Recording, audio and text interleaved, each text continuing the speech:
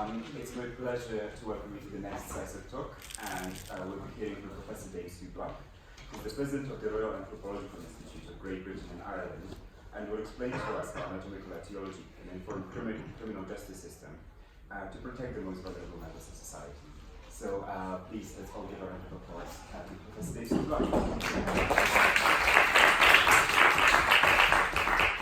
You're very kind. Let's see if we can make this work.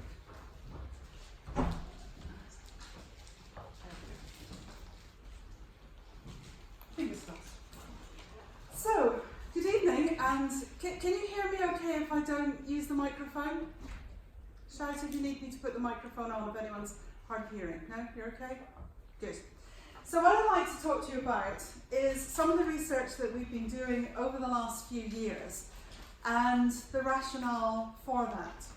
We have a saying that you know something like the back of your hand. And the reason that we say that is because it's a part of our body that we look at almost all the time. But have you ever really looked at the back of your hand? So if you look at your hands now, do you see your mum's hands, your dad's hands, your great aunt Gertrude's hands? I see my father's hands. My father had enormous shovels of hands, and my mother had the most delicate feminine hands. These are my father's hands. And there are so many parts of your anatomy that we can look at in the hands that relate to your identity. And if I can get this to work, bear with me, I'm hoping that will do it. No, that way. I just have to put this up because some of the work that we're going to talk about relates to the forensic casework that I do. And so therefore some of the information in this, some of the stories in this might be a little bit challenging. It's not something that you've seen it elsewhere in the news, but it's just to warn you that it is quite a challenging world. I'm not a clean scientist, I'm not an ivory tower scientist, I'm a dirty scientist. And by that I mean I literally am working sometimes in the most horrendous of conditions. And we tend to tailor our research to the forensic questions that are being asked of us. So often we're trailblazing because there is a piece of work that's never been done before, and we're the ones at the cutting edge of that are trying to gain an answer. But at the end of our science, we also have to be able to think about its purpose. And its purpose, if it has the word forensic in there, means it's pertaining to the forum, and the forum being the courts of Rome. So anything with the word forensic in it means that you are an expert witness to the court. So if your science is going into court in an adversarial system, it's a science that is going to be questioned in terms of cross-examination. So just your opinion is not good enough. It has to be backed up by a robust science, and it has to be backed up by an accurate science. What I'm interested in is the identification of the individual, whether that individual is alive or dead, and regardless of which part of their anatomy may present to us. And it won't surprise you to know that as a narcissistic species, we actually really spend a lot of time looking at ourselves and looking at other people. Much of the time for most of us, that of course is looking at the outside of an individual. But those of us who have anatomical backgrounds like to be able to look on the inside as well. So we spend a lot of time looking at the outside of people, imagining what's happening on the inside of people.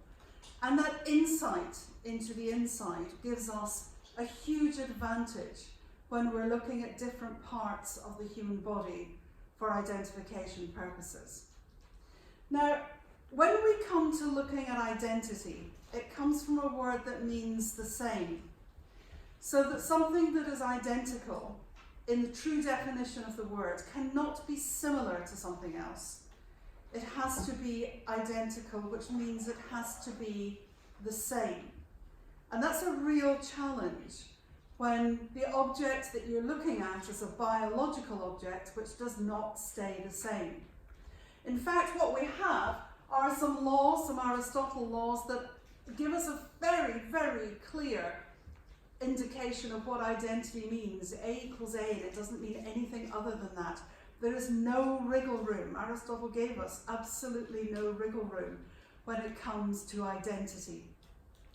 And that's a problem for us because we need wriggle room. And Heraclitus gave us that because he said some things will stay the same, but if it is a biological construct, then it won't. And in not staying the same, now no longer is A equal to A is equal to A plus something else. And in our world, what we're interested in is that asterisk. What does that mean? How much change can we have between any two sets of data and still have the confidence to say that they belong to the same individual? We only have to think in terms of the Theseus paradox to understand how far are we prepared to go. How much do we change as an individual over our lifetime? And when we have two sets of data, if those two sets of data are collected very close to each other in time, we have a better chance of them being closer to each other than if they're two sets of data that are recorded perhaps 50 or 60 years apart.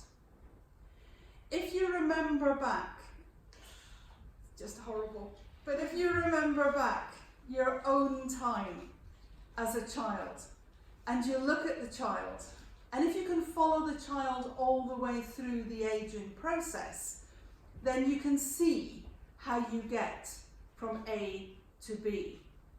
And some of the features that we will use in identification may not change very much, such as DNA. It doesn't change very much, it will change a little bit. But things like our face will change enormously. Things like our voice will change. Things like the way we walk will change. Our fingerprints may change because we may start to lose them as we get older. And it's quite difficult sometimes to take fingerprints from elderly individuals because the ridges wear down to such an extent. So whatever feature we're going to use for identification, we have to be able to understand how it changes with age and whether it gets to a point that it changes so much between any two data points that it's no longer viable for identification. If you didn't know any different between those 2 points, would you ever have thought that they could be the same individual? And that's my point about saying you require those stages in the middle sometimes to give you a timeline in terms of identification. So when we're working a case of images, what we will say to the police is, how long ago do you think these images were taken? We know the images were taken in a custody suite, we have a date for those, but the ones we're going to compare it with, are they a year ago? Are they 10 years ago? Are they 30 years ago? And the further away for some of the features that we're going to use, then the less certainty, the less surety, the greater the chance of us getting it wrong. If you ask Interpol, in terms of mass fatality identification, what are the identifiers? There are 3 primary identifiers that Interpol will use to confirm your identity. One is your DNA, and we have big problems with DNA because now we've become so sophisticated at being able to identify smallest proportions, single cells sometimes, of DNA, that it's now become a problem in contamination. So you pick up somebody else's DNA and suddenly their DNA is at a crime scene and they've never been anywhere near it. We don't necessarily understand transfer, we don't understand persistence, and we don't understand contamination. And all it takes is for one of these cases in court to go completely wrong and you're in a situation where DNA starts to be questioned as a forensic tool. What about fingerprints? We've been doing fingerprints, haven't we, since the 1800s? We all think that fingerprints are unique. We don't know if fingerprints are unique. We think probably in terms of the statistical probability they might be, but we don't know. And the problem with fingerprints is the methodology that we use for identifying fingerprints.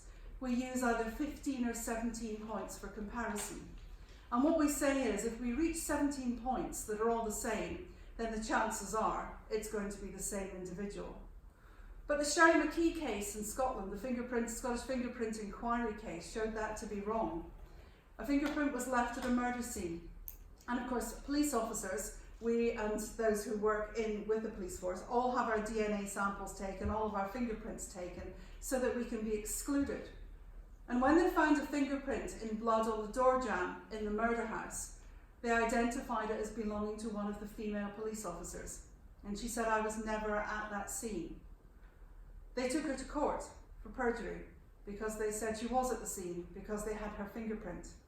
And it took about 10 to 12 years for it to be shown that in fact the methodology of comparing fingerprints was at fault.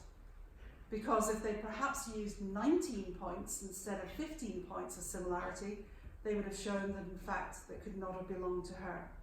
So it shook the fingerprint world right down to its very core, because we've become complacent about thinking that fingerprints are the things that will identify us. And the minute we have a court case where it's been shown to be incorrect, then what we have is less faith in the courtroom in terms of forensic science. And then it might surprise you to know that the other thing that Interpol will use as confirmation of identity is your dental records. Now, I don't know what your dentist is like, but not every dentist records everything in your mouth. They tend to record the things that they have done, not the things that other people have done. And so dental records tend to be accurate when they're accurate and not accurate when they're not accurate. And so if you can imagine that what we could do in terms of identification is compare somebody's DNA, fingerprints and teeth, we'd probably be pretty certain. But you start to become uncomfortable when you rely on one feature, one characteristic, because it is a single point of failure. So where we can use multimodal biometrics to identify somebody, we will have a greater degree of certainty that we have a match between two sets of data. What I want to talk about, though, in terms of all of that in relation to identity, are your hands. And whilst we know that on the front of your hands, on the palmar surface, we have those 10 fingerprints, but we also have palm prints as well, and palm prints can be used for identification. I want to look at the back of the hand rather than the palm of the hand. And right the way throughout so many areas of our culture, our hands become the thing that we can recognize people by. And we do that because there are two parts of our bodies that we're usually very happy to show to the general public, and you're all doing it right now. So I can see everybody's face and I can see everybody's hands, nobody's wearing gloves. And it becomes an extra means of communication. So a hand is a very expressive thing. It's involved in the way we talk, it's involved in our expressions. And we become very comfortable at looking at people's hands. And as a result, people tend not to hide them away. Well, you might do after tonight, but right now, we tend not to hide our hands. If you have a look at how that hand develops, it's really important, if we're going to understand the hand, and we're going to use the hand for identification purposes, that we understand how it's formed. And it forms as a little outgrowth from the side wall of the body, and it sticks out like little appendages quite high up on the body wall. And by 48 days, we've got a little paddle on each side that has these little crenulations. And these crenulations are the starts of the development of the fingers by 48 days. By 51 days, we've had cell apoptosis, and we've created that space now between the two fingers. It's not that the fingers grow out of the hand, it's the fact that you have the paddle and then the cells die to allow your fingers to separate, which is why there's certain conditions where in fact that doesn't happen, like symphalangism, which means that the digits stay fused together. But if everything has gone well, by 51 days, you've got a perfectly functioning hand. All the blood vessels, all the nerves have headed down into that space. They're all exactly where they should be.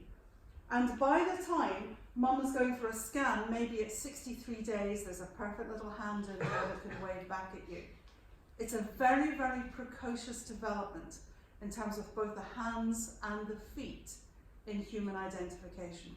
So by the end of 2 months or so, we're in a position where we have a fully developed hand.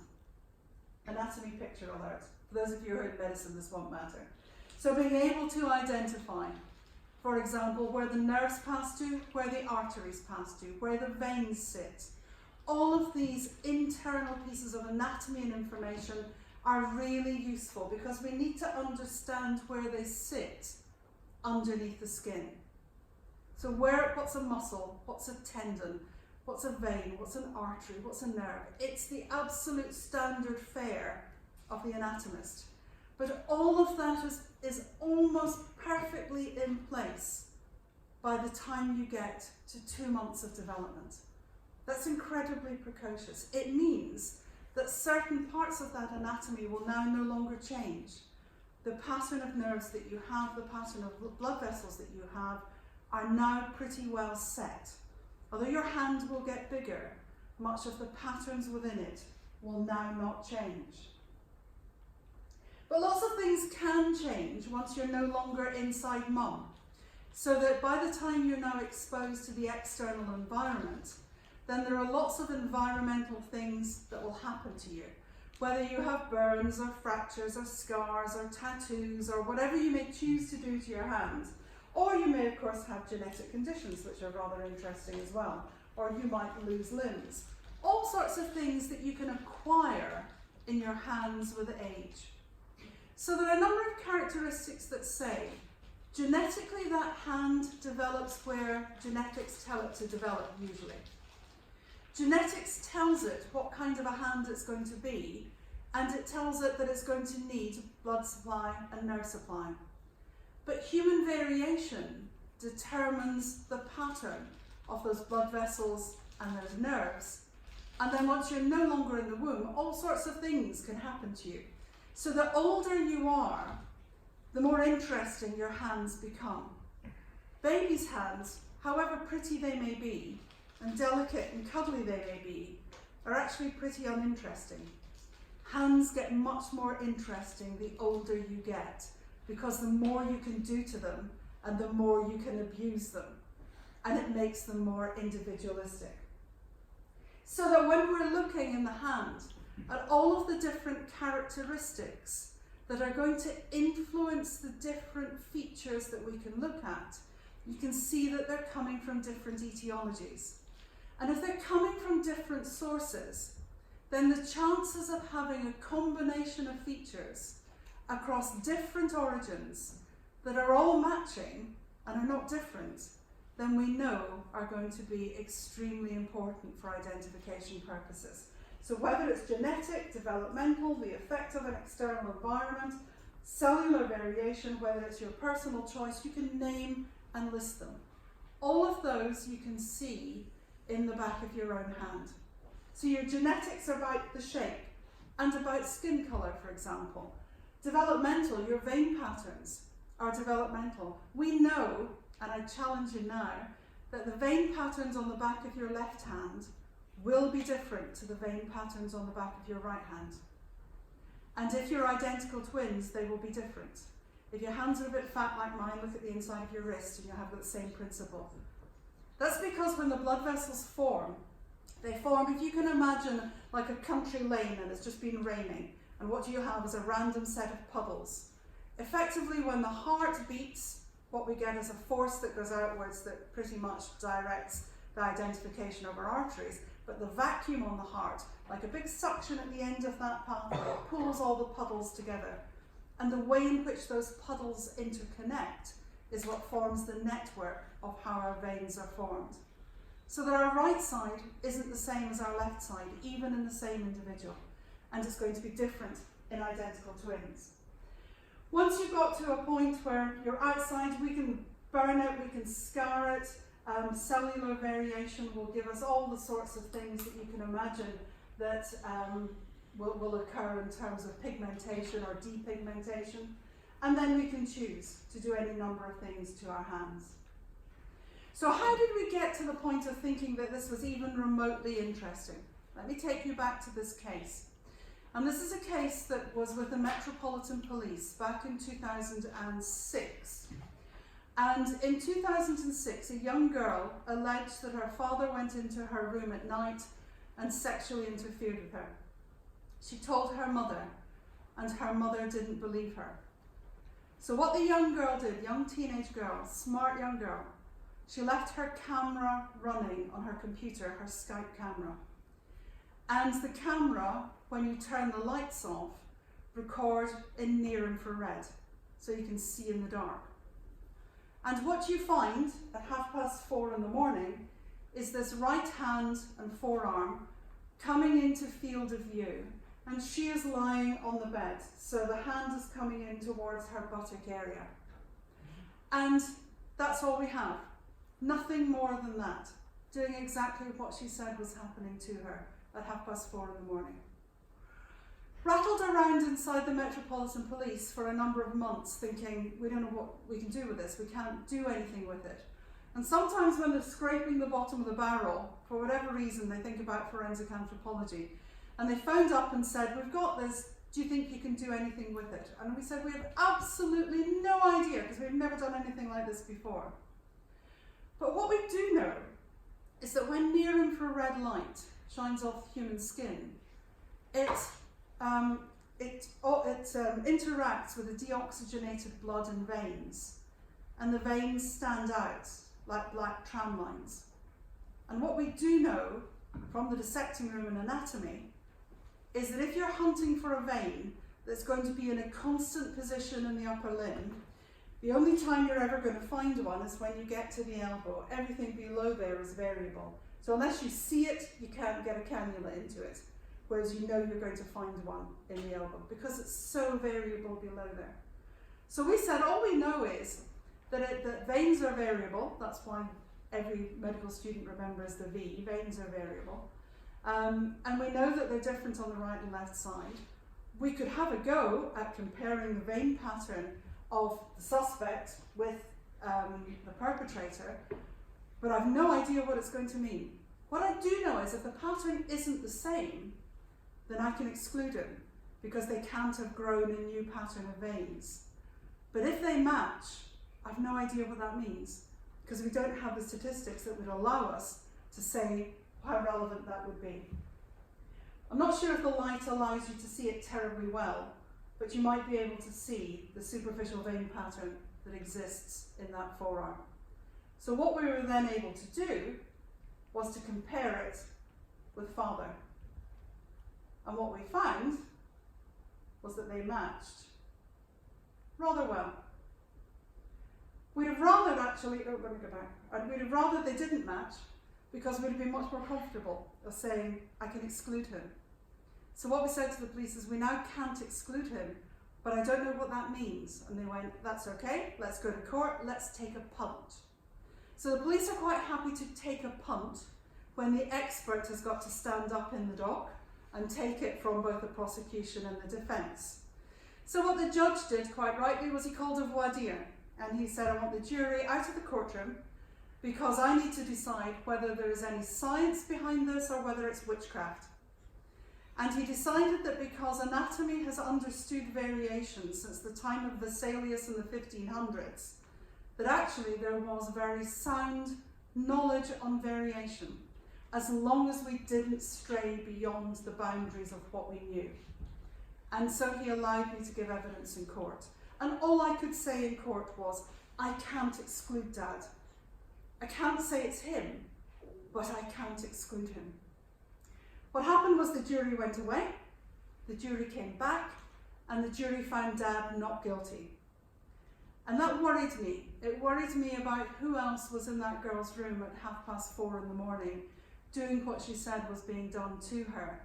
And I asked the barrister, what did we do wrong? Did we not get across the variation in the human body? And what the barrister said to me was what stuck with me from that point forward. She said, no, I don't think there was any problem with you or with the science. They didn't believe the girl because she didn't break down and she didn't cry. So a young girl who was brave enough to accuse her father, to record it on a camera, to go to court, who's obviously composed herself to be able to do that, was not believed because she didn't break down and she didn't cry. And the police said to us, there are going to be more of these cases. so you better find some research to do, because we're going to be back in court many, many times. And we were, almost within a few weeks. Metropolitan Police, being the way they are, once you've got something shiny, then what they want is somebody else to use the shiny thing again. Dean Lewis Hardy was what was called at the time a sex tourist. And he was going out to Thailand and he was abusing children as young as 2 years of age.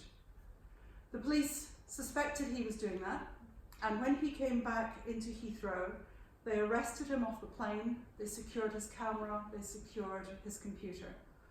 And they found a number of images on there.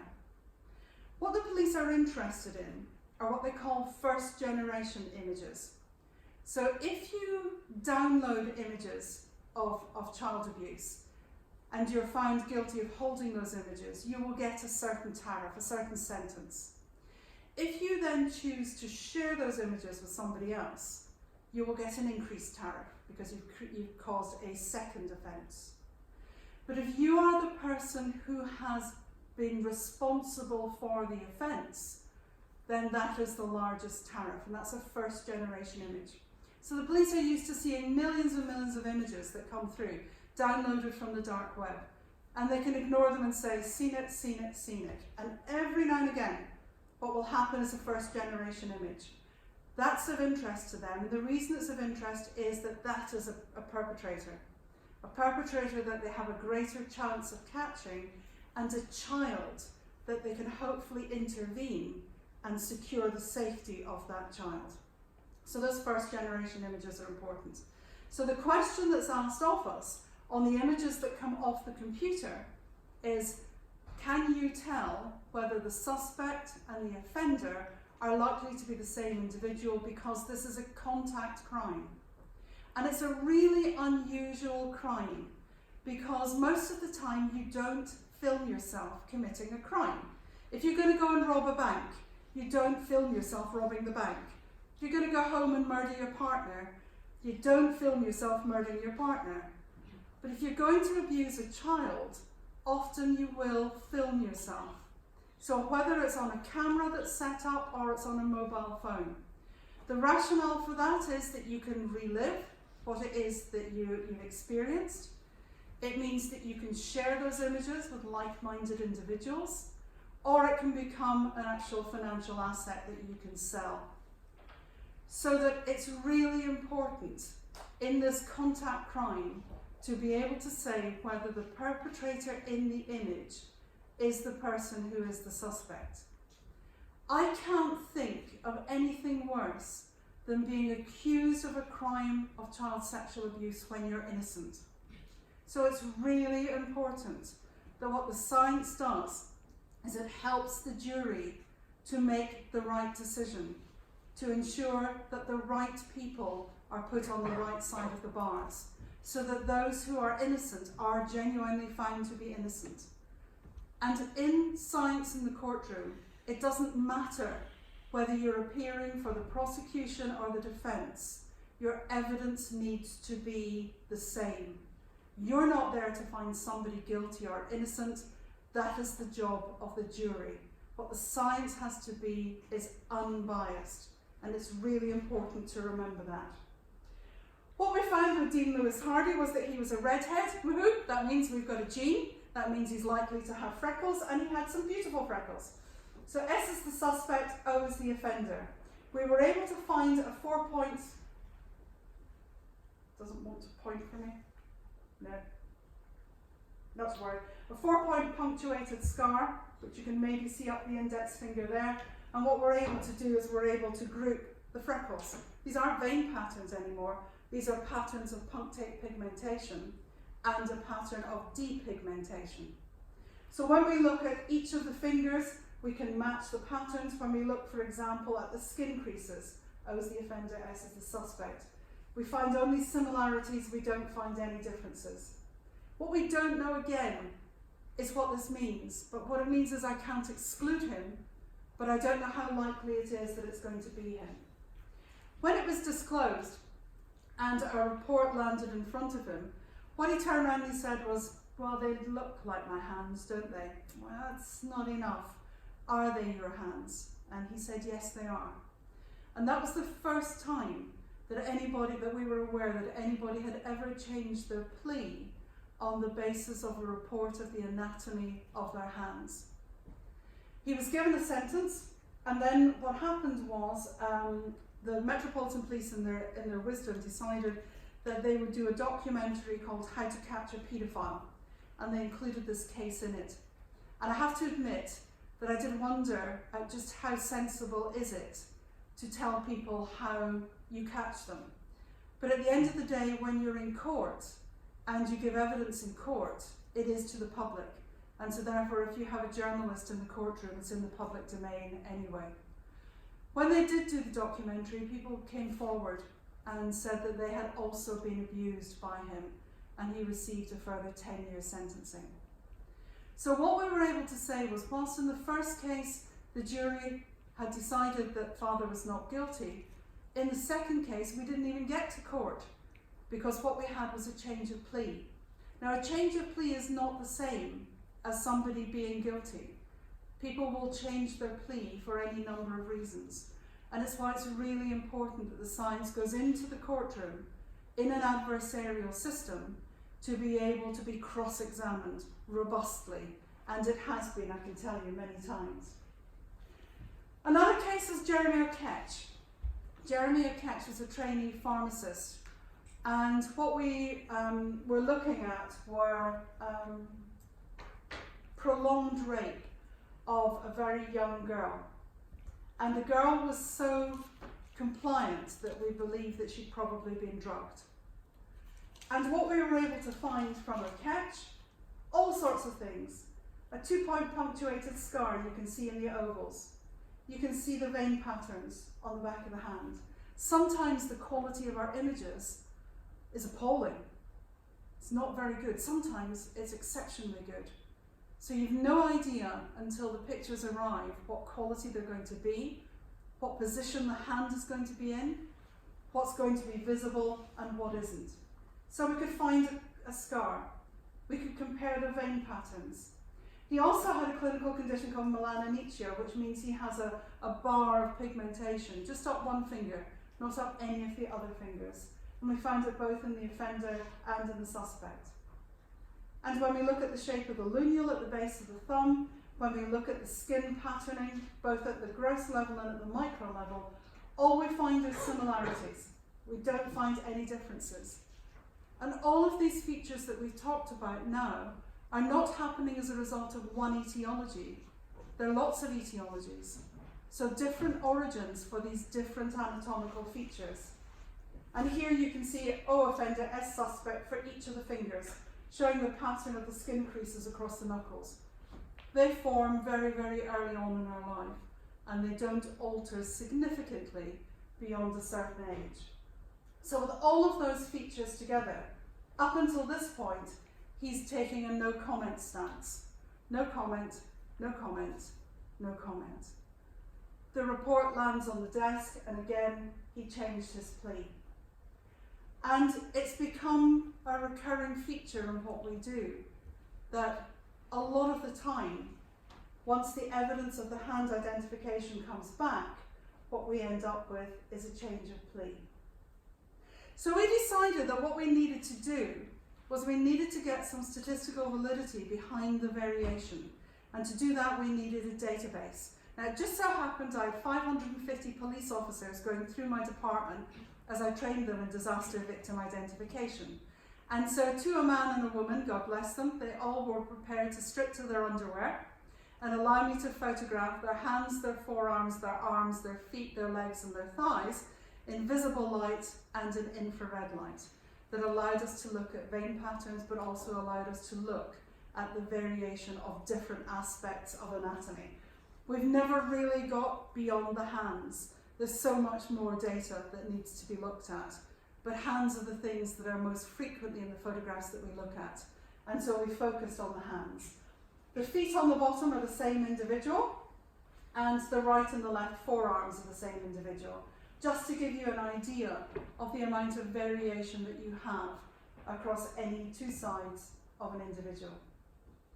And there's my hand. So looking at the kinds of things that we would look for in a hand, the dotted blue is my vein pattern. The dark blue ovals are where all of my major freckles are. There's no doubting I'm a redhead. The ovals, the sort of lighter blue ovals, those are the skin creases. The lunules that you can see in yellow, and then those little white squares are because I'm a really bad anatomist. Those are my scars associated with the scalpel that I've been using in the dissecting room. So having that number of scars says something about my capability as an anatomist. And what we would do is we would match up, we would mark up all the anatomy for all of the images that we had. And excuse the pun, but we're doing it by hand. So we're looking at each and every hand, marking up each and every anatomical feature. You can imagine how long that would take. So that we would do all of these sorts of things. What we'd get to is a point with a cladogram where we'd be looking at, if this is the vein pattern that we're seeing, that's my cladogram, can we see that in any of the other images? And we'd got to a point before we lost the will to live, which came quite early on, of saying we can't find in our database any two individuals that have the same vein pattern or have the same knuckle crease pattern or have the same scar pattern. So you imagine if you can put them together. We had some individuals who were identical twins. This is the same individual, showing you the right and left hand variation for veins. And these are identical twins, showing the same side. And so when you think in terms of DNA, DNA is something that by and large, in the forensic world, not in the real science world, but in the forensic world, we have difficulty separating identical twins. There are features within the body. We know that fingerprints are different, but so are vein patterns. So there are many, many ways in which the genetics are just not a part of what we're looking at. So we started to look at the patterns. We started to do some node and some edge network analysis to look at what does this pattern of superficial veins look like? How can we construct it into a network that allows us to be able to compare one to the other? And we found things like, not surprisingly, when the hand is semi-prone compared to when it's clenched, we lose the number of edges, we lose the number of nodes. So that if an individual's position of their hand changes between what we're comparing the suspect and the offender, it allows us to say in court, we know, common sense, we're not going to see as much of a pattern if the hand is in a semi-prone position than if it's in a prone position. But I'm afraid in the courtroom, you can't have common sense. You have to be able to show that it's happened. Similarly, we were able to show that as you decreased, for example, the image resolution, so you lose anatomical detail. It's common sense, but in a courtroom, you have to be able to prove it. So we have to be able to say, if you go from 9 megapixels down to 0.3 or less of a megapixel, you will lose anatomy. What it means is, if your images are a very poor resolution for the offender, then we will find areas of anatomy in the suspect that we might just not be able to see in the offender because the image resolution is so poor. And we started to look at where, in terms of the density, for example, of our pattern is. And so going through from section 2 down to 7-8, those are the areas in which we have the most dense areas of nodes and edges. That tells us where the most valuable part of the back of the hand is in superficial vein pattern analysis. And then we decided that what we would do is we'd see just how good people are at comparing hands. So we have members of the public, we have anatomy students, and we have experts. Anatomy students are rubbish, quite frankly, at identifying hands, whatever is going on in there. Maybe it's my medical students, not sure, but they're absolutely rubbish. What's interesting, what that tells the public, is that the public are just as good at identifying hands from images as an expert. That then raises the question of what's the probative value of what we're doing. And the probative value relates to the features that you use. So the public will use things like skin colour, which we know we can't do because images, the skin colour changes dramatically depending upon lighting, resolution, filters, all sorts of things. So the probative value we've shown is in knowing which features to direct somebody to compare. All it is do you remember that game you used to have when you were a child of spot the difference between two images? It isn't any more than that. That's exactly what fingerprints is. It's a spot the difference. So there isn't a science in the spot the difference. Where the science belongs is in identifying which features have human variation, what is their etiology, and how do they form and how do they vary. And that's where the probative value occurs. We probably take on about 50 cases a year, probably about one a week. We see a lot more than that, but that's probably what we take on. It is the tip of an iceberg. But it's not even the tip of an iceberg. It's probably the hair on the leg of a flea that's sitting on the tip of the iceberg. It is such a huge volume crime that the police cannot be expected to prosecute their way out of it, to arrest their way out of it. It's an enormous crime. We find we work for both the prosecution and the defence, as you should do. About 82% of our cases are resulting in a change of plea. That's a phenomenal rate for a change of plea. It means that we save an enormous amount of money in the courtroom and for the public purse, which is good. But much more important than that, it often means that somebody is not going to have to give evidence in court. They're not going to have to relive what they went through. They're not giving evidence against their dad or their mum's boyfriend or whoever else it may be. So there's a huge saving on the trauma that's associated with the victims. But it's important that we've been to court, and it's important in going to court that we are cross-examined and cross-examined robustly. Since we started doing this, we've helped the police to secure at least 30 life sentences for child sexual abuse and over 300 years in addition to that of sentencing. So it has played a part, but it's a very, very small part. So what we've now started to do is the next stage of the research that says, okay, we are now in a world where we can't do this manual kind of comparison. We need to have computers that are able to do it for us so that we can interrogate much, much larger databases. So we just got into Europe in time and got some European funding and an advanced fellowship from the ERC that allowed us to look at what we're calling the H-Unique project. And the question that we posed was, is the human hand unique? The H part is for hand, because don't forget I've still got all those photographs of feet, so we can have F-unique if we kind of want to. I don't think I'm going to live long enough, but at least the data's there and somebody else will hopefully take it on. So we want to know, is the human hand unique? If the human hand is unique as a multimodal biometric, then what is our level of probability when we're comparing any two sets of images? And up until now, we've not been able to do that, and we've been absolutely very adamant in the courtroom that we will not give statistical probability because the sample sizes are simply not large enough. Now we need the larger sample sizes. These are our teams. So I have a team up in Dundee, we have a team at Lancaster, we're still trying to fill 2 of our postdoc positions, so please let us know if you're interested. And we're working with the National Crime Agency and we're working with Microsoft. The reason we're working with Microsoft is they provide the platforms for a lot of the police databases. So it's important that if we're developing the mechanisms, that actually we can use it on the police databases. So what are we doing first of all? We've got 3 data sets. We've got a relatively large data set. We're saying 5,000, but you know, if that turns out to be 5 million participants, I will be utterly delighted. As long as we get 5,000, we'll be happy.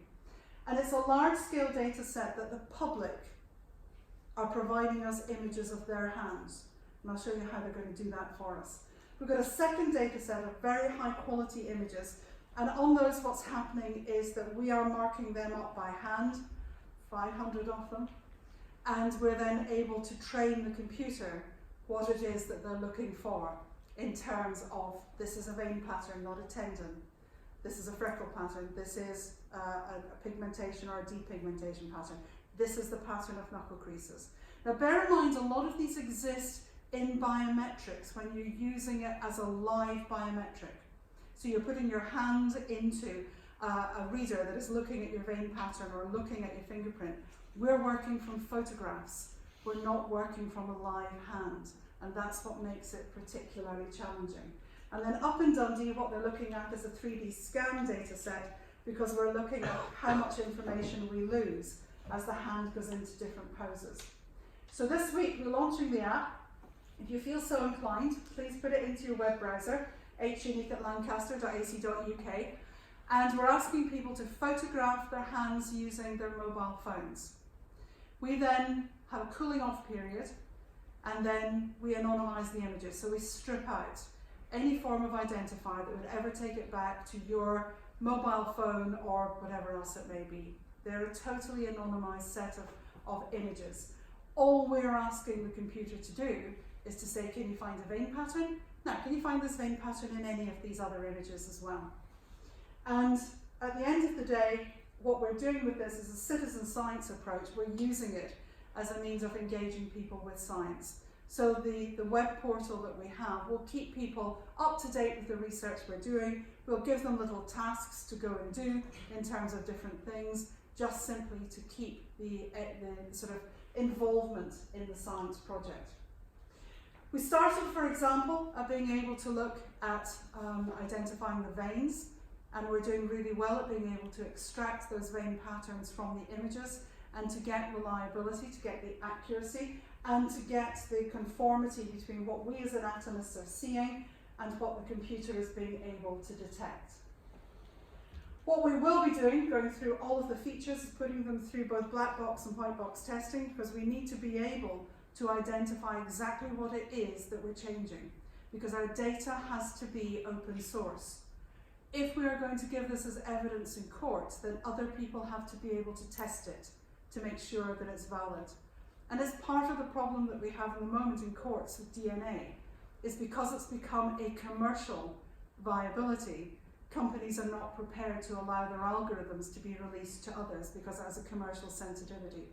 From the outset, we said everything that we do will be open, and we want other groups to test the living daylights out of it, because at the end of the day, we've got our focus on the fact this is a courtroom, and this is about somebody's innocence or somebody's guilt, and we can't afford to get it wrong. So that you could imagine that in the future, you have somebody who comes into the custody suite, accused perhaps of child sexual abuse. In the custody suite at the moment, what we do is we take photographs of the face and we take your fingerprints. There is nothing that says what they couldn't in the future do is take a photograph of the hands. Then, using the algorithms that we've developed from the data sets that we're collecting, the anatomical multimodal features can be extracted from that image. And it means that the police could then run those through their database to find, does that hand appear anywhere else? And for the first time, we might be able to link cases through the databases that we've never been able to do before. Child sexual abuse is an international crime, and it goes across borders.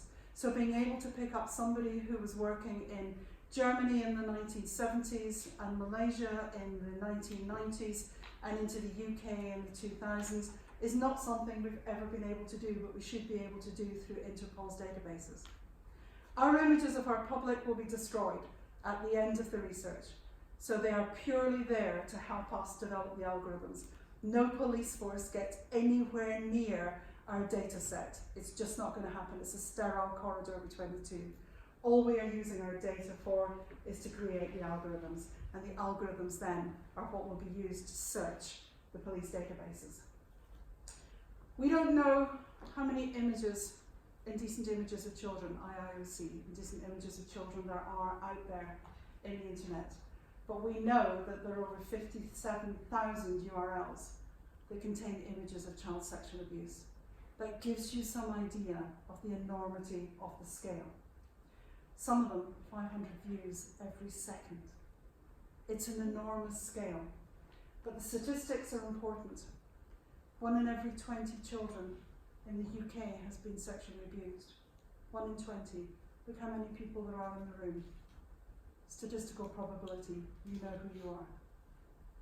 1 in every 3 children who have been abused don't tell anyone. So we've already lost a third of that sample. Over 90% of children are abused by someone they know. It's not the stranger, it's the person who has access to them. And not just men, women as well. Women abused generally for different reasons. Disabled children are 3 times more likely to be abused. So the most vulnerable in our society are doubly abused. 47,000 cases recorded in the UK last year. That's 130 cases in the UK every single day. And we know that 1 in every 3 children don't report it. If science has a purpose, its purpose is to impact on society. It's to put people who choose to abuse the vulnerable behind bars. And it's there to protect, to take them away out of society and to stop them from escalating what they do. And there are lots of other things that you can imagine that we can do. Sometimes from images you don't actually have to be there. Covert and overt capabilities of being able to use identification. Is it the same person that appears in any 2 videos in different parts of the world? I love the fact that it might be the same piece of jewellery, but we can definitely tell that the hands on the bottom are different to the hands on the top. So it is the same ring that Princess Diana wears on the bottom that in fact the Duchess of Cambridge uses on the top. But the hands are very different. The hands on the left are a previous American president. Rather complex, intricate pattern. The more simplistic one on the right is the current president. So it just shows that even, from a distance, there's a huge amount of information that can be captured about the hands.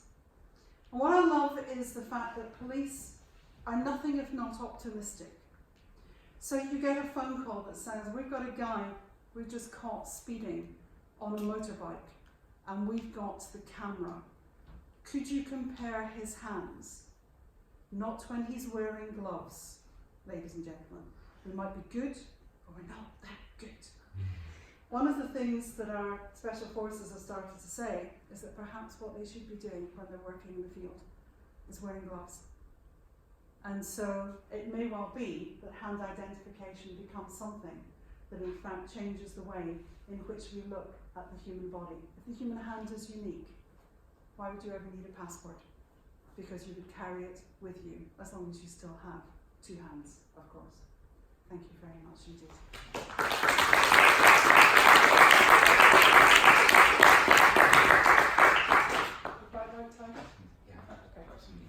We do have time for a couple of questions. Don't ask me anything scientific, that's my team that are really clever. Okay. I'm just an anatomist. Could I kick off with a question? Sorry? I'm very interested to ask you a I'll do my question best. as well. So, do you have any data sets that compare hands from different time spans with the same hand? We looked at it, of course, longitudinal, the data sets are brilliant, but they're really challenging. So we've had a data set that we've looked at individuals going through different cardiovascular routines, because one of the things that you get asked in the courtroom is, yes, but that my client, is had his hand taken in custody, and this was clearly something in a different. Can you show that in fact the vein pattern doesn't change? Just because your heart beats faster doesn't mean you gain any more veins. So we've had to look at different cardiovascular patterns, and in doing that we followed people over a 5-year period. So I've only got 5 years. I don't have anything more than that. You need to start this research very young to be able to follow it all the way through until you're 60 to be able to get the sample size that you like. It's really very, very challenging. Most people don't have photographs of their own hands for us to be able to follow it through time. So we've done it through 5 years, but no more than that. But there is some evidence to suggest that there is little change in features such as vein patterns, unless you have something like sclerotherapy. So if you have surgery, obviously it will change. But other than that, or if you have a tumour, for example, you then get angiogenesis and angiotraction, and you will get blood vessels that will course into the area. For most people, they seem to stay relatively stable. But I can't answer that. In the courtroom, that's the one I hate. That's why we ask, what's the time distance between the suspect and the offender photographs? And by and large, we're talking about months, or we might be talking about a year or 2 years. And under those circumstances, the things that we will give some error of doubt for is the scars, for example. So you will cut yourself, the scar will change over time. If you're a redhead, you go out with sun, freckles become more obvious. So we have to take account of those things. It's the star that Heraclitus gave us.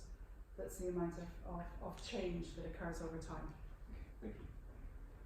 So. You said you just published an app. I'm wondering how widely that's going to be advertised. I mean, do you want presumably to get quite a large data set? Thursday. Right, so very widely on Thursday. So you're getting a sneak preview. Yes. So how are you planning to do that?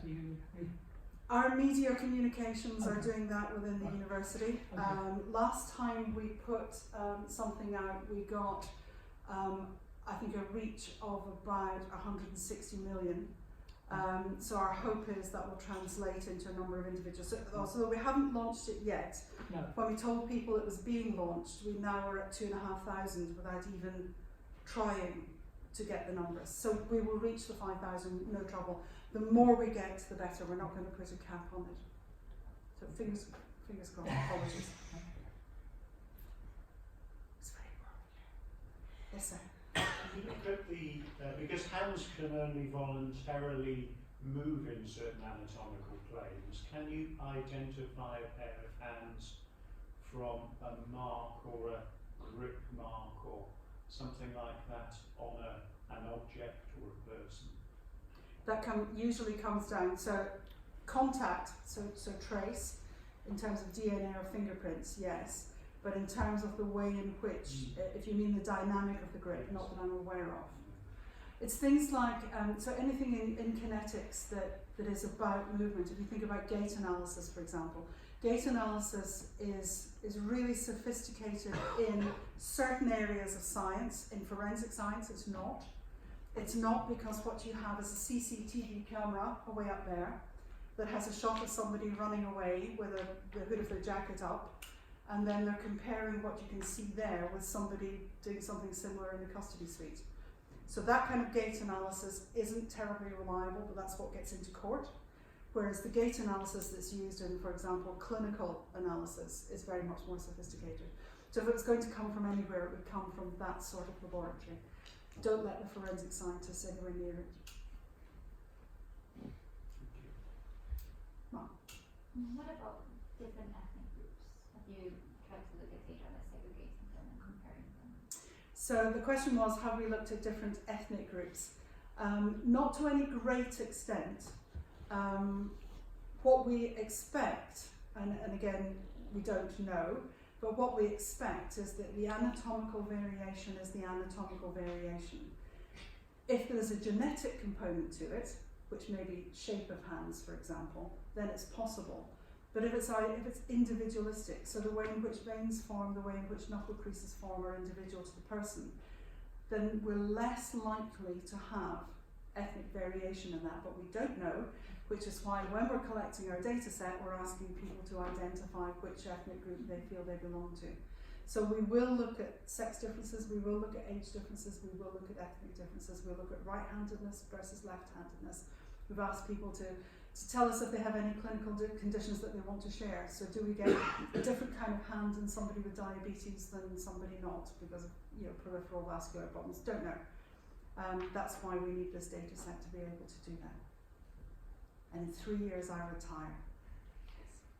And the team will carry on into feet unique, chest unique. Yes, sir.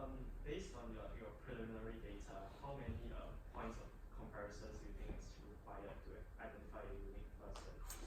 I don't know. I genuinely don't know how many points you would need to say it's unique. I believe you need it all. I'm very uncomfortable about saying there's a minimum number because there's only a minimum number until the first case shows that you were one short. And so you move it up one, and you move it up two, and you move it up three. So for me, it's holistically about the whole hand. The trouble is, in the images that we get, we have no control over what's visible. So sometimes you will have veins visible, sometimes you will have knuckle creases visible, sometimes you won't. And we have to be able to look at every feature that we can see, and we don't have control over that. So if you were going to look at hand identification, perhaps for example for border control, then that would be something entirely different. But for forensic purposes, which is all I'm interested in, and from images, because we don't have a control over those photographs, we can't have a minimum number. It has to be everything that you can see. And if it's unique, I don't know yet. I hope so. Wouldn't it be wonderful if your hands were genuinely unique? Yours and nobody else's. They're good things. Treat them well. They serve you well. We abuse them terribly. Okay, thank you for the fantastic talk. You're very welcome. It's my pleasure. Could we give Professor Davis Just soon. another round of applause, please? Thank you.